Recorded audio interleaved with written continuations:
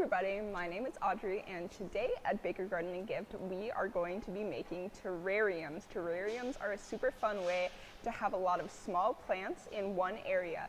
We are selling kits on our online store, and I will show you what they include. So we are going to be making them in these beautiful square glass containers. The kit will include 3 different terrarium plants, and then you will also get some charcoal for the bottom, a bag of moss for decoration, and some pebbles in the middle, as well as a pre-measured amount of dirt. So, to make your terrarium, you are going to start out with the charcoal, and the charcoal is an essential component because terrariums do not have drainage holes. So having charcoal in the bottom is really going to help absorbing the moisture, and it prevents a lot of rot and bad things from happening to our terrariums. So I'm going to take it and really pour all of it in.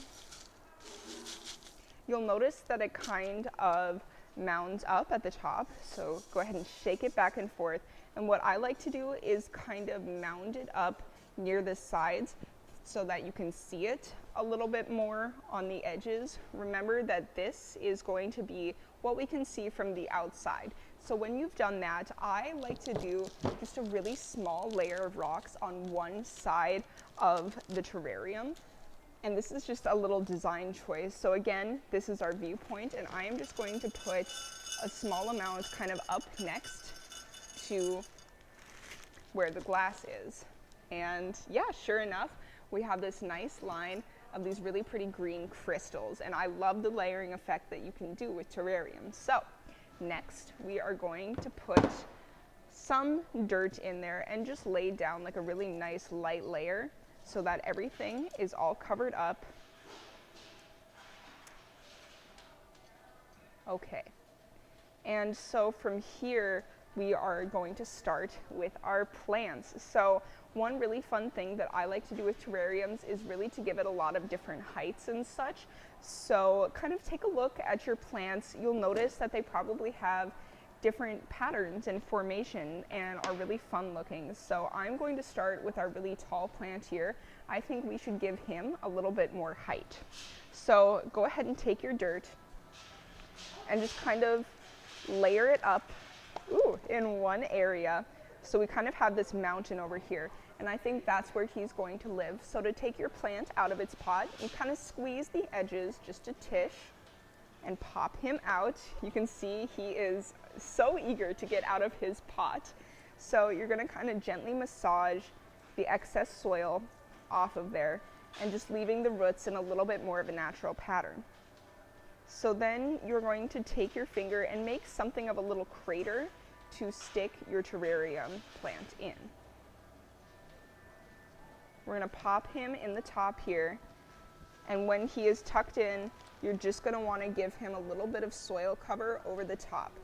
And he's really going to be our shining star that is going to guide us throughout the rest of our piece. So next I would take another plant and just kind of look around what you have right now. I think he is going to go maybe in one of the other corners. I like to give it kind of a triangular pattern just so that it looks a little bit more full. So I think he is going to go right about here. Again, kind of massage it gently apart. We're going to give him a crater. And I like to make sure that the plants aren't touching too much. It just makes the piece look a little bit more full. So when he's in there, I'm going to add some more soil to give him a nice little tuck in. Oh yeah, some of his fern is going out the side. I really like that look. So we're going to take our last plant here, pop him out. He's got a nice bit of roots on him. Massage it apart.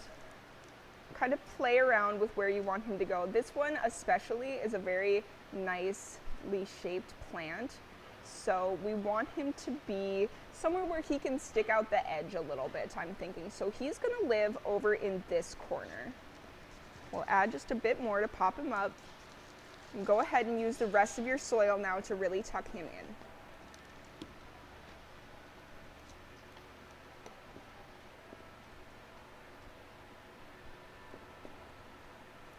try to make sure that not a lot of dirt is going in between the leaves of your plants. Really stabilize the root system in there. Try not to pack down too much, but just make sure that he's staying in place. So, oh, that's lovely. So if you did get a little bit of dirt in between your leaves, I have a small trick for you, and that is this. Just gently blow, and a lot of the dirt will kind of be unraveled that way. So now is our final step of decorations, and included in this kit is just the moss and the pebbles, but it's really, really fun to add some small fairy garden items or any kind of rocks or anything you've really found out and around in your home. So again, let's see, we have our layer of rocks right here. I think the rocks do best when they are at the lowest point in the terrarium. They're much, much heavier than the moss, so I like to use them first so that they will go to the lowest area. So we kind of have this low corner over here, and that's where I'm going to put a lot of my rocks. Maybe make it look like a little dried up pond or something. Yeah, this adds a lot of visual interest where there are no plants. And I like to tuck them in just a little bit so that it presses down the soil and really gives shine to the rocks, making sure that none of the soil is going to steal the show. So we have just a few more left, and I think I'm just going to add like maybe a little river of rocks here, just going up to the top. And I think that's lovely. And you can have some leftover rocks around too. Use them for absolutely anything you want. The final step is going to be our moss here. And I really, really love using moss in any number of pieces. I think it gives it this very gorgeous foresty look. You'll notice that it is rather dry, and that's the way that we want it to be while we are working with it. So I'm going to tuck this kind of around our fern here. Imagine that he's living on the forest floor with all of his other fern friends and the mosses. And I personally don't like to see a lot of dirt, so the moss is really, really nice because you can separate it quite a bit to really take up a lot of space.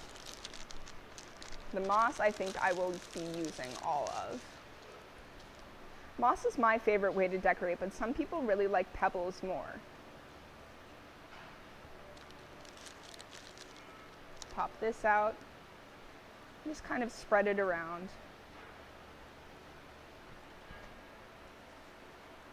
I'm really liking how this guy is turning out right now. You'll want to tuck it kind of under the leaves a little bit more, and anywhere where you can see soil, just go ahead and tuck it down just a tish more.